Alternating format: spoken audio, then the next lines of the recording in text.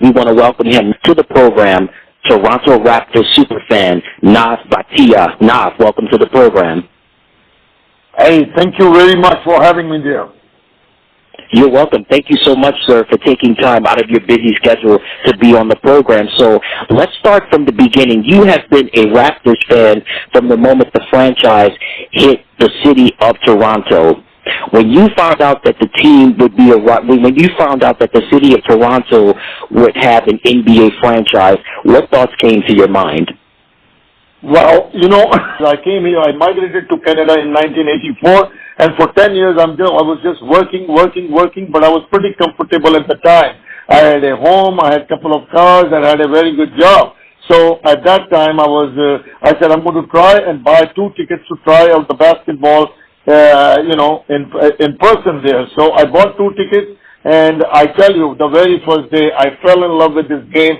The fastest game, the most entertaining game, and the way NBA has designed it, for 2.5 hours it takes you away in a different zone, away from any stresses. You don't remember your wife, kids, or anybody. You are just focused on the game. Absolutely, you're right about that, man. That's one of the beauties of professional sports, man. It takes you to another world, like you put so well. Now, I want to stay just with the beginnings of the franchise. So they come to the NBA is awarded. Toronto is awarded an NBA franchise in 1995. Now, during that period of time, there was another team in Canada called the Vancouver Grizzlies. This was before they moved to Memphis. So when the Grizzlies were in Vancouver, did you have an opportunity to go to Vancouver and watch some NBA games there? No, they didn't stay too long for me to go there. Since then I've gone to Vancouver for the pre-exhibition game now for the Raptors, but I never had the opportunity to go there. Okay, fair enough. So the NBA lands in Toronto, and they play their games in, I want to ask you specifically about downtown Toronto, because with downtown Toronto, there's the Rogers Center, but before it was known by the older name, the Sky Dome. But we know the Blue Jays were pretty big, and the Blue Jays were really red hot at that time, and the Maple Leafs were doing their thing as well. But what were the people of Toronto like? What was their reaction when they found out that the NBA would be coming to that city? Well, you know that Canada and especially Toronto is a hockey town, and then the baseball. But so we were very new at the time, but we had enough people to try this game of basketball, and we didn't know much about basketball. I used to watch basketball on television, with Dr. J, Michael Jordan, Larry Bird, and all that, and I fell in love on the TV. But then when I first went to the game myself in person at Sky Dome at that time, the game is so amazing, and we fell in love. And just like me now, later we have the big falling of basketball. The basketball stock has gone up from coast to coast. It has gone up, even especially in my community, the Sikh community, the Punjabi community, the South Asian, we love this game. First of all, this game is very easy to play. It costs very little. So it attracts the new immigrants, and that's why we are falling in love. And all our older people are also understanding it, like 80, 90-year-old older people. When I go to my temple, people are talking about basketball to me, and they're giving their suggestions and everything. That tells me that basketball has arrived in a big way in Canada. Absolutely, and again, you put it so well, Nav, is that the NBA is a global game. It became a global game, as you mentioned, with you watching the game with stars like Dr. J and Larry Bird and Michael Jordan, and also Magic Johnson in the mix as well. I want to say just during your time watching NBA basketball before the Raptors came to the city, did you have a favorite team, or did you just have favorite players that you enjoyed watching? Well, I had favorite players, like Michael Jordan, Dr. J. He was flying through the air. And, Larry Bird. All these guys, I used to watch them, and, I used to say that one day. And that one day came on November the 3rd, 1995, right there in Sky Dome with our first game. Okay, so now let's go begin. It begins a new era, as you mentioned, November 3rd, 1995, when a new era began with the Toronto Raptors. And I know you remember this. Before we talk about Vince Carter, I want to talk about Damon Stoudemire. What do you remember about the Damon Stoudemire era when he was playing with the Raptors? Oh, what a player he was, man. What a player, and what a pick we had, the draft pick we had with Damon Stoudemire, and, still a good friend of mine. I still see him once in a while here and there. But I tell you one thing, those are the guys, who sort of made the game entertaining, and the way they used to call him Mighty Mouse, and what a player he was along with the other guys. So, I tell you, a lot of kudos to them for bringing this game, bringing the show to town to us and entertaining us. Awesome, and also another player during Damon's time in Toronto was Marcus Camby. And what are your thoughts about Marcus Camby during his time with the Raptors? I had a very good. I love that guy. I love that kid. I think he should have been a teacher, though. But he was a basketball player, and he was an athletic player, and we had a good time. Like all those guys, Oliver Miller, all those guys at that time, they were amazing, and for me it was entertaining. I remember standing in line for 45 minutes or an hour to meet Stoudemire, and here I am years later. He's a friend of mine, and we meet at some NBA awards and all that always, and he's really loved in Toronto. Absolutely. And speaking of loving Toronto, the franchise would go through a seismic shift as they drafted a gentleman out of the University of North Carolina named Vince Carter, a.k.a. half man, half amazing. And, man, during his time in Toronto, I think you're starting to see the period where people like Drake was very influenced by Vince Carter being in Toronto, as well as a lot of the rappers and a lot of the R&B singers that are coming out of Toronto. They were definitely influenced by Vince Carter during his time in Toronto. Nav, what are your memories of Vince being in Toronto? You need a whole day. You need a 24-hour show for me to talk about that. But in few words, I can just say, that he was amazing. He's the guy. Not just the rappers and the singers and the rap artists and the other film artists and all that. He inspired the that generation of players at that time. And today we are blessed to have over 20 superstars in the NBA, players like Jamal Murray, players like Wiggins. All these guys are the byproduct of the Vince Carter's stay during Toronto, because he used to do a camp. Let me tell you something. He used to do a camp for a week, not for one day or 2 days, for 1 week every season. Usually the superstars, they leave the city as soon as the season is over. Not that superstar. He stayed here and did a camp with 600 kids, and that's where Corey Joseph, Tristan Thompson, and all were inspired. And thanks to him, kudos to him. So he is a big time. I believe, is the greatest of all time with the Raptors. Absolutely, man. And Vince did so much great, like you said, not just for the franchise, but just for the city of Toronto, and to put it on the map in terms of not just being a basketball destination, but also a cultural destination as well. Another player that spent time during that era, he wasn't there that long, but Tracy McGrady. Just kind of, do you have any memories of Tracy's time in Toronto? Of course, T-Mac is my brother, man. I love him. I see him once a year or so, and amazing guy. And I wish he would have stayed that time with BC, and we would have gotten the championship maybe sooner. But you know what? It's okay. He still is when we got the Raptor championship in 2019, I called him and I said, buddy, you are a part of this championship, because once a Raptor, you're always a part of that. So Vince Carter, all these guys, Stoudemire, Antonio Davis, as far as I'm concerned, if they wore a Raptor jersey, they were a coach, they are a part of this championship team which we had in 2019. Absolutely, and then we move along to another era, and that's Chris Bosh. So after T-Mac and Vince Carter, they leave Toronto to go play for other teams. The Chris Bosh era begins, and there were some great moments with during Chris's time in Toronto. They had a nice playoff run during his time in Toronto. What are your memories of Chris during his time with the Raptors?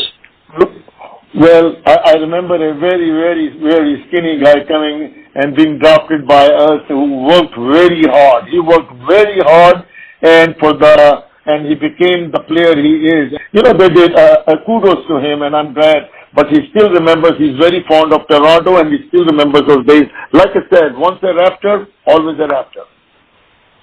Absolutely, you're right about that. And so after Chris Bosh spent his time in Toronto, and of course he was going to win 2 titles with the Miami Heat, the Raptors go through a rebuilding period, but they finally get it together. Masai Ujiri is hired in the front office. We'll talk about him in just one moment. But there was a dynamic era with probably one of the best backcourts to ever play in the NBA. In my opinion, I thought they were underrated at times. DeMar DeRozan and Kyle Lowry.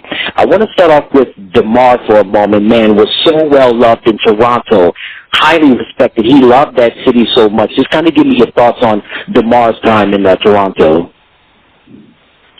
The most amazing guy, the most unselfish guy. The guy could have gotten few $1 million more in LA a year before that when he was traded. But he decided to sign with us, and what a loyal guy. And I am blessed to know him from the very first minute when he walked into Toronto, and I was introduced to him by Brian Colangelo, and I tell you, he became my very, very little brother, or you can call his son, his wife, and his kids. His kids were always playing in my lap during the game, Kiara and all those kids were sitting in my lap, and when they were playing, and it was an amazing time. We have never can forget that. I cried the day he was traded, and I tell you, he's the most amazing guy. I will never forget him. Rightfully so, and again, his time in Toronto was phenomenal, and his counterpart, his backcourt partner, Kyle Lowry, when he got to Toronto, he really solidified himself as one of the premier point guards in the league. Just kind of give me your thoughts on Kyle's presence with the franchise. I think one word says he matured so much. And you know what? One thing about Kyle Lowry is I always call him as our journal. He leaves everything on the floor, what he has. Doesn't matter if he's injured or not injured. He just leaves everything on the floor. Let's talk now about somebody that you've known very well, and someone you have an association with, and that's Masai Ujiri, who is the general manager of the president of basketball operations for the Toronto Raptors. When was the first time that you met Masai? I met him during the very first time when he came during here. I had a meeting because he had some car needs, and also we wanted to help out a player with a car. So that's how I usually, Brian Colangelo or the general managers at the time used to, because when these young players come, they need a car, they need some help for a few days till their cars arrive from America and all that. And that's where I sort of bridge that gap, and help them out. And everybody knows, and Masai knew it, that I'm a big fan of the Ballers. And so that's all. But I tell you one thing, kudos to him again also. Love his family. His wife is a dear friend of mine. His mother-in-law is a dear friend of mine. And I tell you that he's an amazing guy, and he brought the winning culture to Toronto Raptors. Yeah, definitely, man. He really changed the franchise. And he got a little backlash with the DeMar DeRozan trade, which it was bittersweet, not just for Raptor fans, but the city of Toronto, as we talked about earlier now, with DeMar being in love with the city and people in Toronto falling in love with him.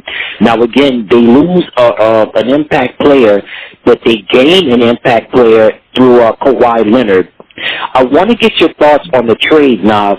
What did you think when you found out, when you heard DeMar was traded, but the Raptors would be receiving Kawhi Leonard as a part of the deal? Well, you know what? I usually don't get involved. I leave it to my general managers, Matai and Bobby Webster, who are two great guys of that. And yes, I cried. I cried when DeRozan I found out that he was being traded. I literally cried. You know, we received Kawhi, which was, he was here and he became a good team member, and we won the championship, and it was all good, it was all good. I wish Kawhi would have stayed here and he would have gotten another championship, maybe one or two, but that's his decision, and, but again, he was a big part of our winning championship. Kudos to him. He was an amazing guy, a clutch player and all that. Who can forget that game 7 of Philadelphia when he took that shot with 0.02 seconds left and the ball hit the rim 4 times and went in. So, Kawhi will always be known as a Raptors because he won the championship here and he helped us. He was a big team member of it. Yeah, and then let's talk about the claw for a moment, Kawhi Leonard. I mean, what can you say about him? All-Star, Defensive Player of the Year. I mean, just one of the premier players in the league. Did you ever have an opportunity to meet with Kawhi during his short time in Toronto? Yeah, a couple of times, but he was a very quiet guy. He was a very quiet guy, and but he did what he had to do on the floor. But yes, a couple of times I met him on the championship on the floor in Oakland when we won the championship, congratulated each other. But that's he's a very professional player that way. Is he really a fun guy like he says he is?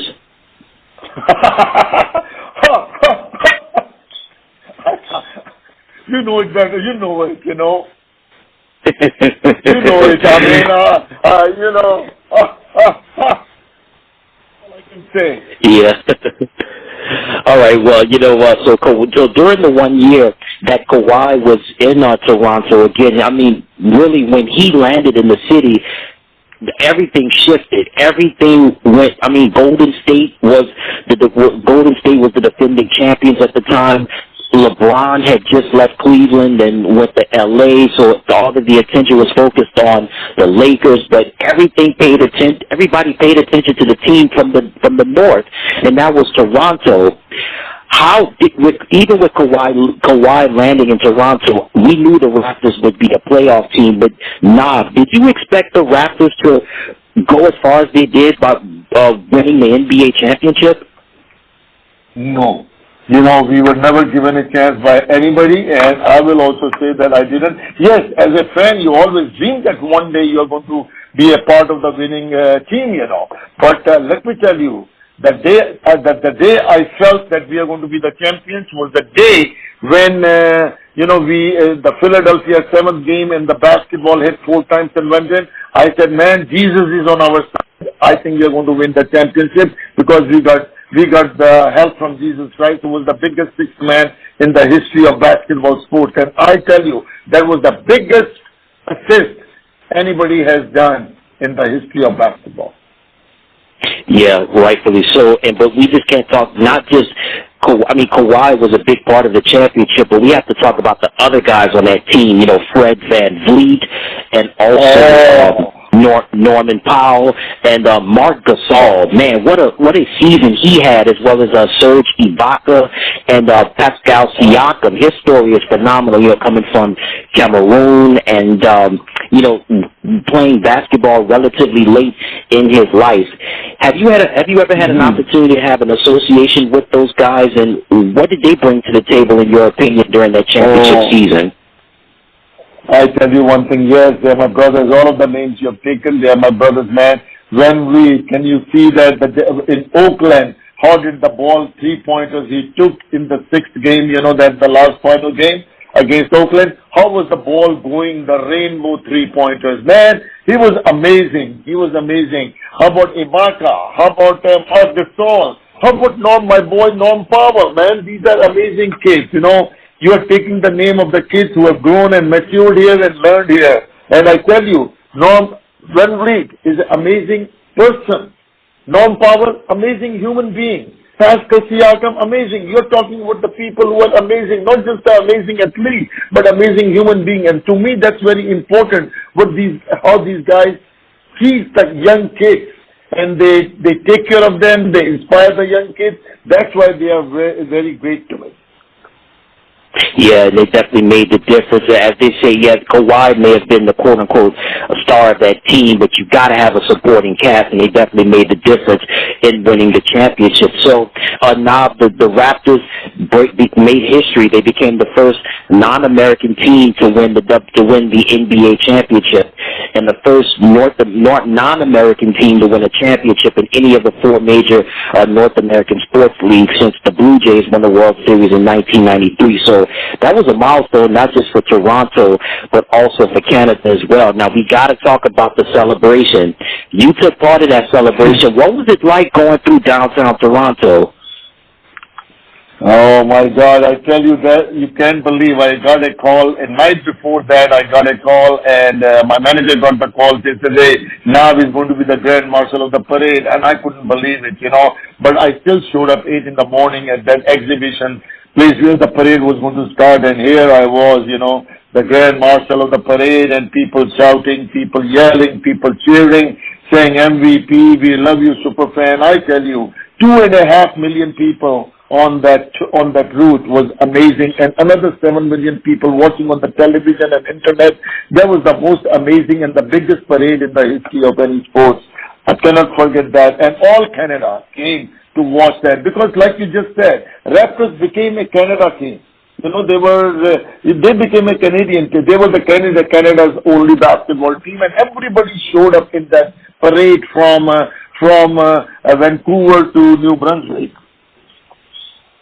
Yeah, I mean, all of the provinces really represented. I had the opportunity to watch the parade on television. I was like, man, it's like you said, all of Canada showed up, man. So many cultures and so many religions, they showed up to show support for the Toronto Raptors. A Toronto native and a diehard fan of the Toronto Raptors, superstar Drake. What can you say about Drake? I mean, rapper, entrepreneur thing, he really puts the city of Toronto on the map. When did you first meet Drake? I met him when he was not a Drake, when he was a young kid in the TV series and all that. And he used to come to the basketball games. So I have a long association with Drake. But let me tell you one thing. Kudos to him. Salute to him. What he has done for Canada, what he has done for the Raptors. And we are all indebted to him on that, the way he represents us.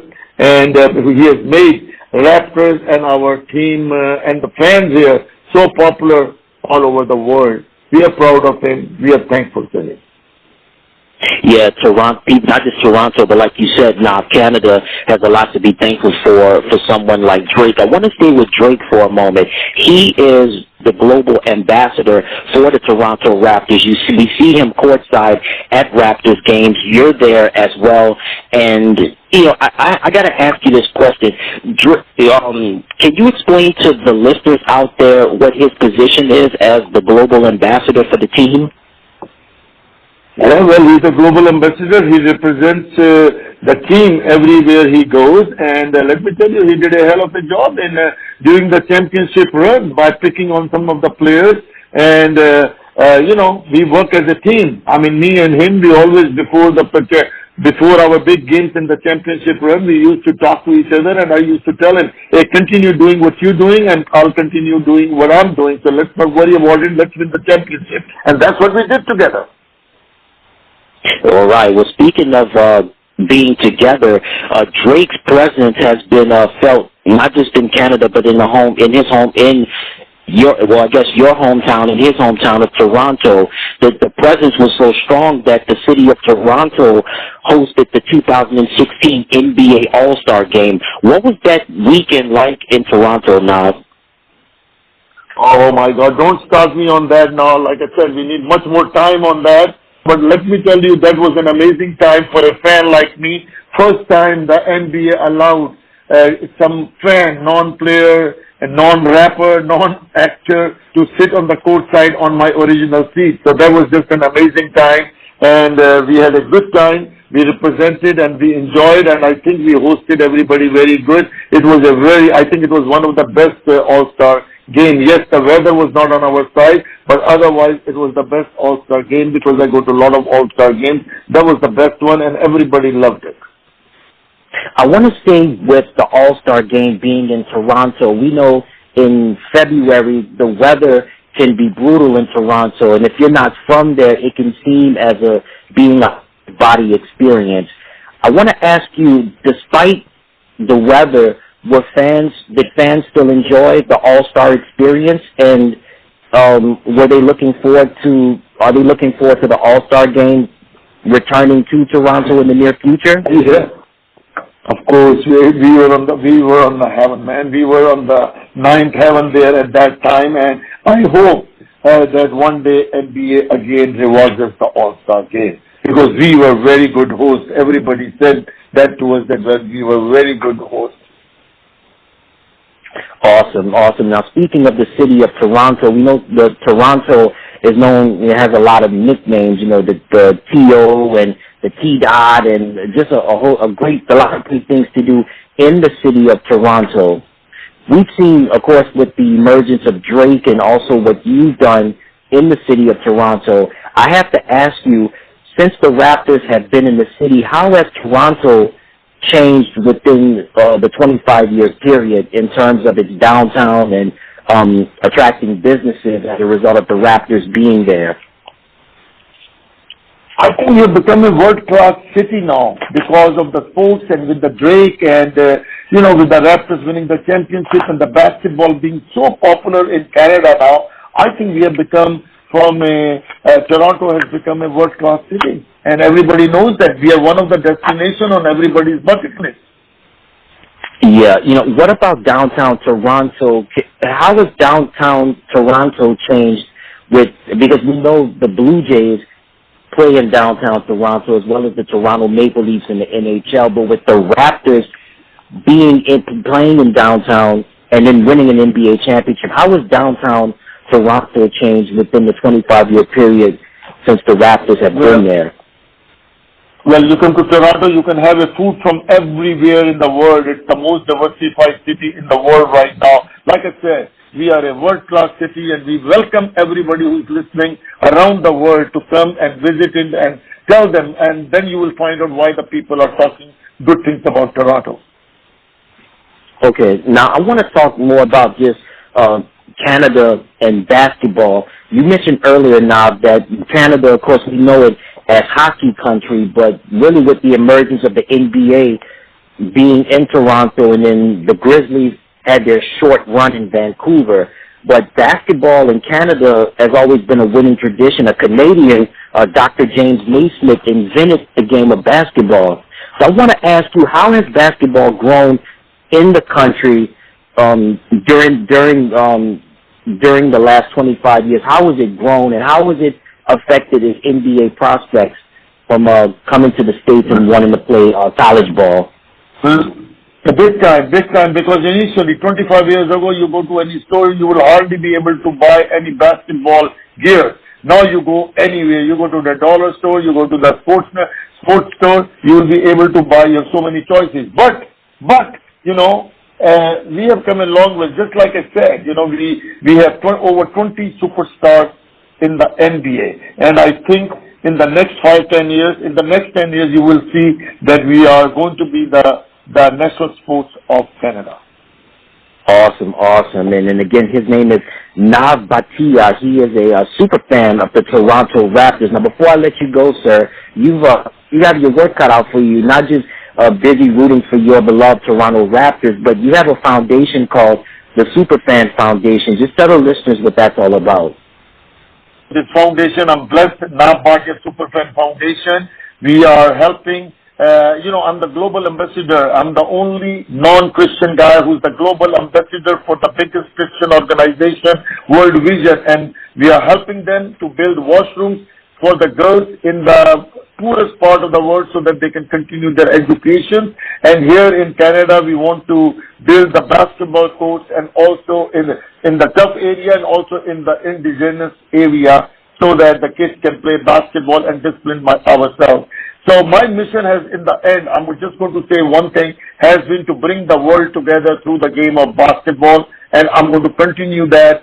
God give me health, God give me breath, and I'm going to continue till my last breath that to bring the world together through the game of basketball. That's my mission, and I hope I can continue that and stay healthy. Awesome, awesome. That's a wonderful thing to hear. We definitely need things like that, man. It's so wonderful that the things that you're doing, as you mentioned, through the power of education and also through sports as well, bringing people together in Canada. That is awesome. And another awesome thing is you became the first ever fan to receive an NBA championship ring. Man, tell the listeners out there how that process came about. Yeah.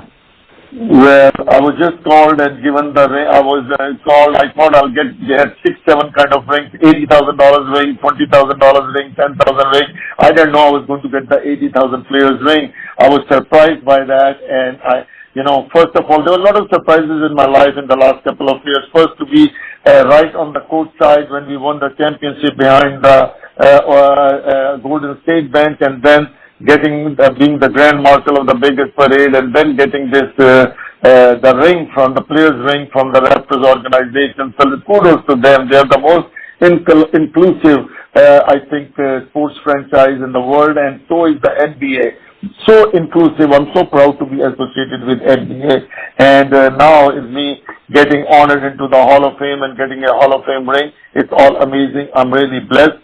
Something which no fan dreams of. But here I am with God's grace. I have gotten all that. Awesome, awesome. And you also had another big milestone. You were inducted into the Basketball Hall of Fame in its Superfan Gallery. Good congratulations on being a part of the induction class. What was that experience like?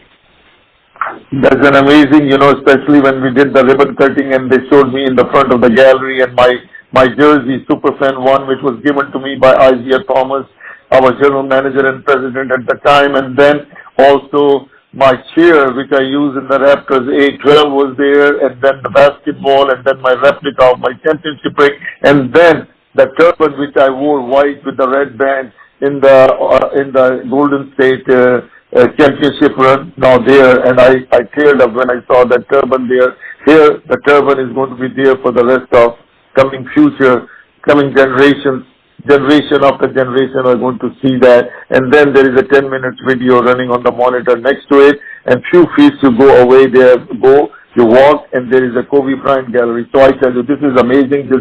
I'm still pinching myself.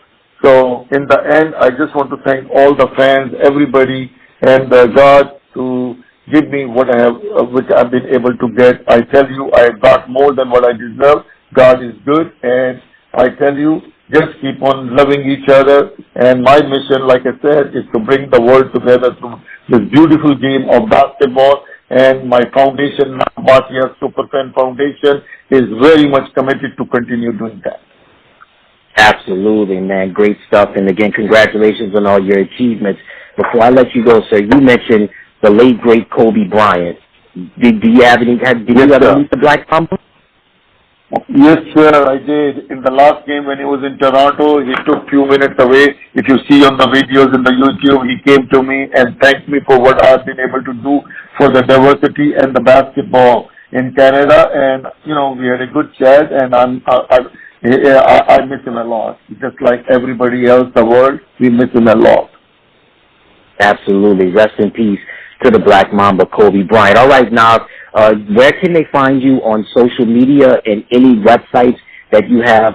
Let the listeners know about that as well. I have an Instagram, Bhatia Superfan, and also my foundation, Bhatia Superfan Foundation, but you can follow me on the Instagram.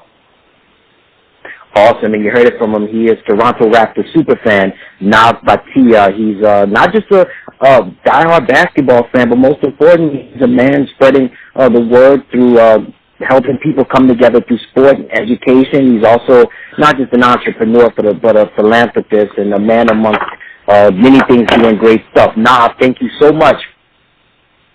Okay, thank you. I love talking basketball. Hey everybody, thank you so much for tuning into the channel. Remember to click like, share, and subscribe, and thank you for watching.